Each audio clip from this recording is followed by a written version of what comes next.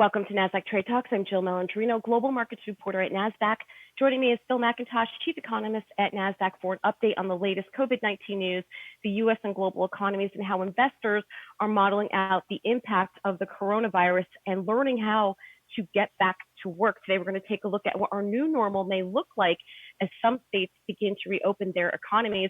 Phil, a little bit better of a Monday morning to wake up to with news improving slightly, and we're actually looking at some fundamental bullet points in the news this morning.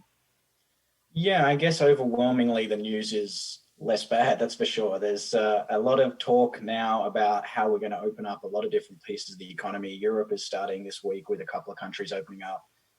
There's a couple of states in America that are starting to loosen some of their controls already, or talking about doing it on May 15. So we're getting closer to starting to get people back to work. But as we've discussed before, that's not necessarily going to be as easy as just saying we're all back to work next week.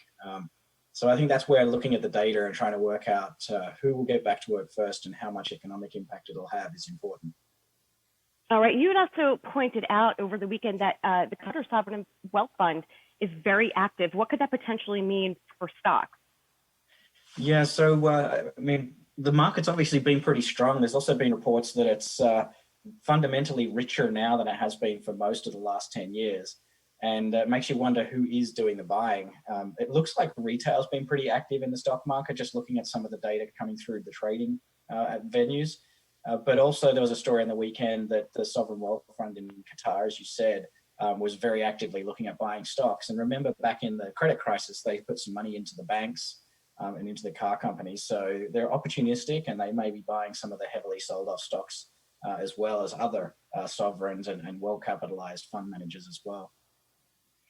All right, let's take a look at our first chart of the day today, where we're looking at industry-specific layoffs. Not too much of a surprise to see hotels, travel, leisure, restaurants topping that list.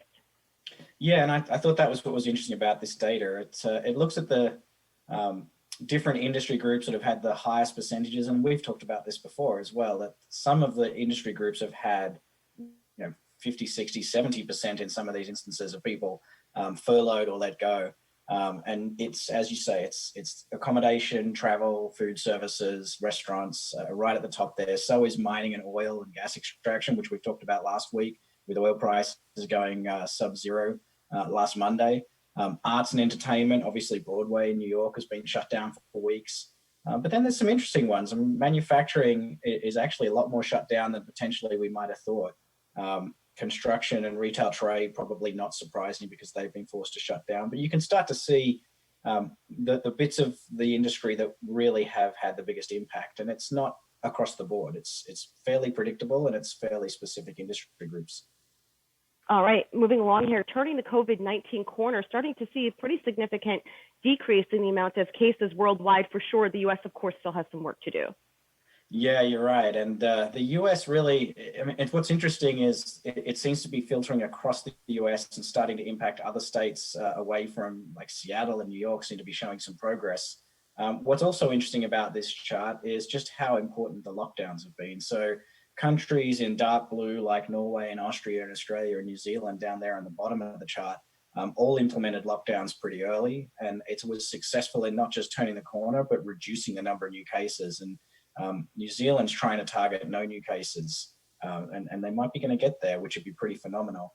And the contra to that is you've got the UK, Russia, Brazil that we've talked about starting to see increases in cases. So across the world, there's been different reactions to this. It definitely seems from this data like you need to have a lockdown, you need to have some social distancing to stop the growth rate of coronavirus and to actually start to get it under control.